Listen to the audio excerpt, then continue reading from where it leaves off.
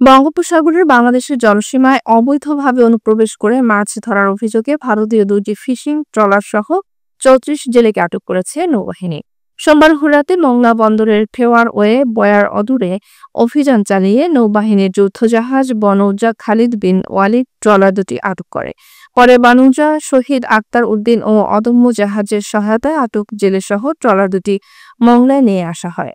মংলা উপজেলার সিনিয়র মৎস্য কর্মকর্তা মোহাম্মদ জাহিদুল ইসলাম জানান, রাডারের সন্দেহজনক গতিবিধি শনাক্ত হলে নৌবাহিনী ট্রলার দুটির দিকে এগিয়ে গেলে তারা পালানোর চেষ্টা করে। পরে ধাওয়া করে ট্রলার দুটি আটক করা হয়। জেলেরা ভারতের পশ্চিমবঙ্গের ২৪ পরগনা জেলার বাসিন্দা। আটক ট্রলার দুটিতে ইলিশ সহ বিভিন্ন প্রজাতির কয়েক শত কেজি মাছ রয়েছে, যা নিলামের মাধ্যমে বিক্রি করা হয়েছে। ট্রলার ও জেলেদের মোংলা থানায় হস্তান্তর করা হয়েছে। মোংলা থানার ভারপ্রাপ্ত কর্মকর্তা মোহাম্মদ আনিসুর রহমান জানান, সমুদ্র সীমা লঙ্ঘন এবং বেআইনিভাবে মাছ শিকারের অভিযোগে আটক জেলেদের বিরুদ্ধে মামলা দায়ের করা হয়েছে। আগামীকাল সকালে তাদের বাগেরহাট আদালতে সোপর্দ করা হবে।